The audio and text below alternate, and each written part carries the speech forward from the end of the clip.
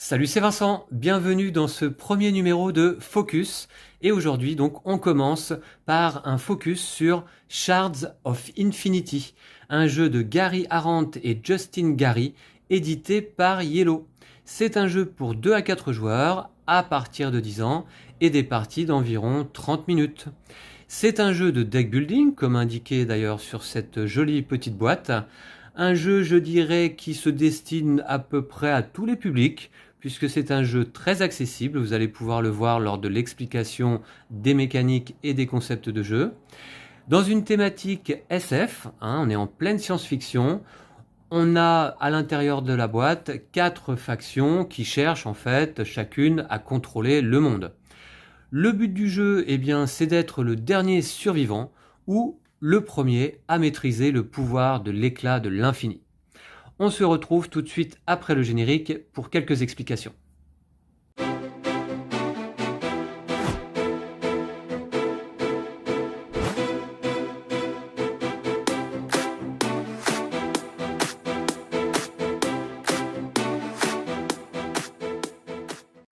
Voici sous vos yeux l'ensemble du matériel de jeu que l'on trouve dans la boîte de Shards of Infinity, c'est-à-dire un paquet de 88 cartes communes, 40 cartes de départ, dont j'ai exposé ici simplement une main de départ, c'est-à-dire 10 cartes, 4 fiches héros.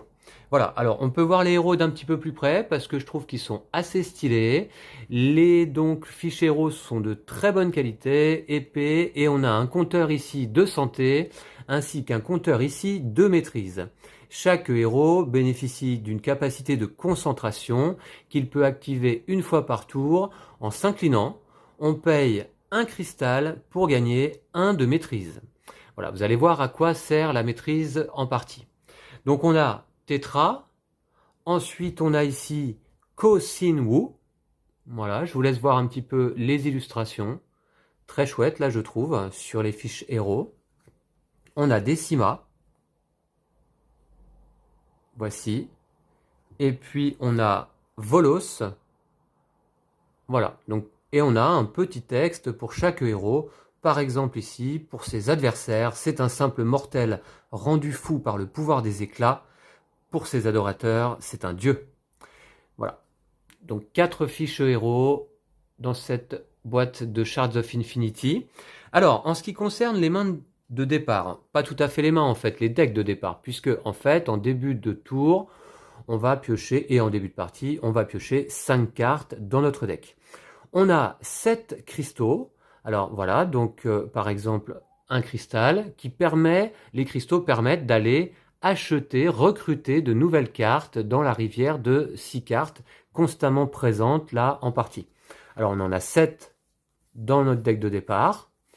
On a également un blaster qui nous fait bénéficier de 1 d'attaque, puisqu'en effet on va pouvoir aller attaquer les champions adverses ainsi que leurs héros bien sûr. Ici on a un réacteur d'éclat en début de partie qui nous permet de gagner 2 cristaux pour recruter, mais également, et ça c'est l'originalité de Shards of Infinity, si jamais on a atteint 5 de maîtrise, de gagner 3 cristaux à la place. Vous voyez donc à quoi sert d'augmenter notre compteur de maîtrise? À déclencher des effets plus puissants sur certaines cartes. Et si on avait la 15 de maîtrise, lorsque l'on joue le réacteur d'éclat, c'est 4 cristaux que l'on peut gagner à la place de 2 en effet de base. Ici, l'éclat de l'infini, qui est une carte très particulière et très intéressante. Et là également, ça va nous pousser à augmenter notre maîtrise, puisque celle-ci, comme vous le voyez, nous fait gagner 2 de puissance. Si jamais on a 10 de maîtrise, 3 à la place. 20 de maîtrise, 5 à la place.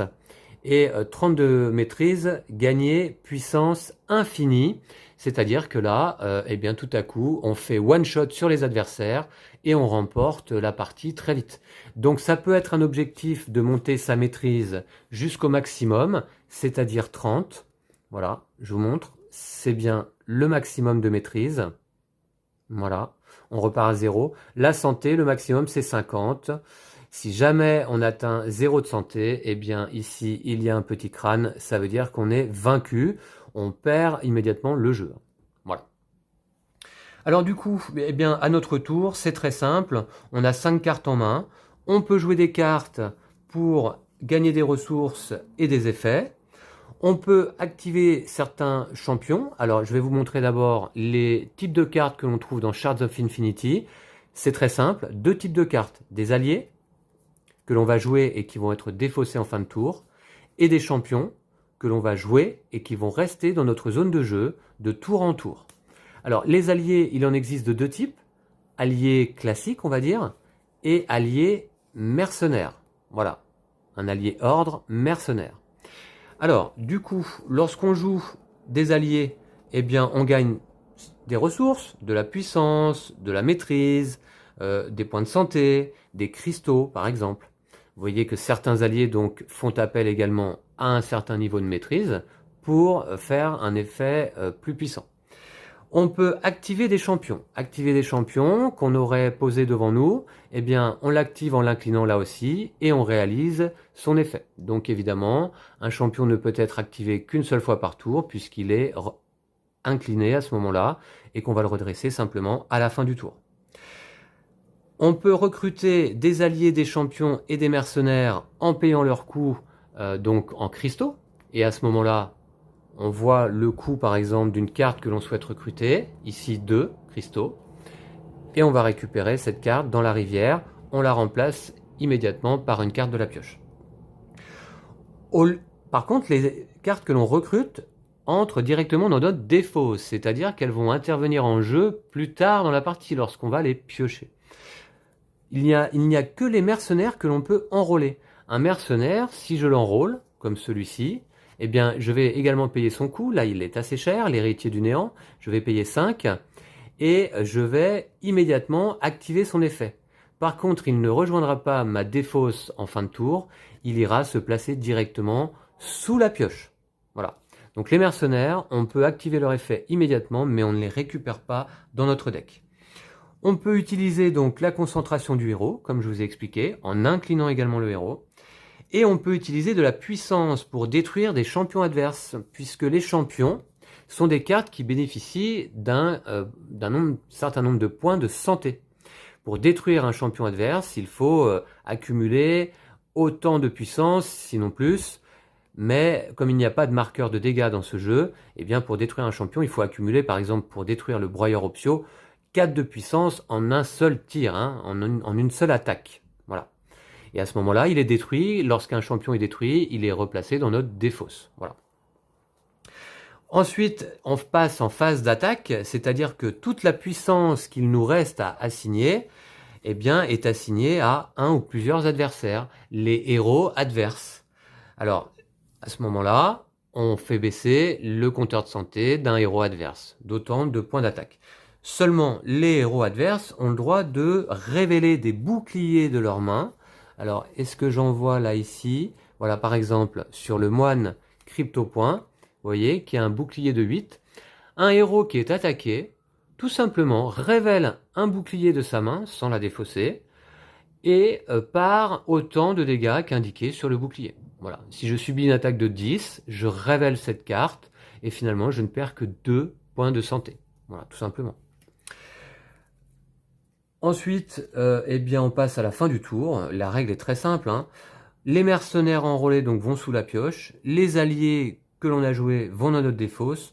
On redresse nos champions et nos héros qui restent sur notre zone de jeu. On défausse les cartes qui nous resteraient en main que l'on n'aurait pas jouées. Et enfin, on pioche 5 nouvelles cartes. Et c'est au tour du joueur suivant, dans l'ordre du tour, c'est-à-dire en sens horaire. Voilà donc pour les concepts, les mécaniques de Shards of Infinity, une partie des règles, mais là j'ai quasiment tout dit. C'est un jeu extrêmement facile à prendre en main et on va se retrouver immédiatement pour mon avis sur le jeu. Alors, au final, qu'est-ce que je pense de Shards of Infinity? Eh bien, d'abord j'ai envie d'évoquer le matériel qui est assez peu nombreux. On a simplement des cartes, un livret de règles et 4 fiches héros, mais c'est un matériel qualitatif.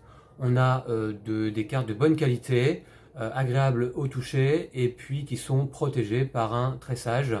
Des fiches héros qui sont au top, avec des compteurs qui tiennent bien, hein. Les roulettes ne tournent pas toutes seules, il n'y a aucun souci. et les ficheros sont vraiment très rigides. Donc ça, c'est assez appréciable aussi en partie. Voilà, donc en termes de visuel, eh bien, on est dans des visuels donc typiquement SF, et je trouve que les visuels sont très corrects, il y a un bon imaginaire, ça reste assez standard et conforme à ce qu'on peut voir dans certains autres jeux. En termes d'iconographie, eh bien, écoutez, elle est très simple. Il y a simplement 5 icônes à maîtriser dans le jeu et elles sont très facilement reconnaissables, donc il n'y a aucun souci là-dessus. Les règles sont complètes, claires, courtes et elles comportent un petit FAQ, une petite FAQ en fin de livret ainsi qu'un glossaire. Donc véritablement, je trouve que les règles sont extrêmement bien pensées.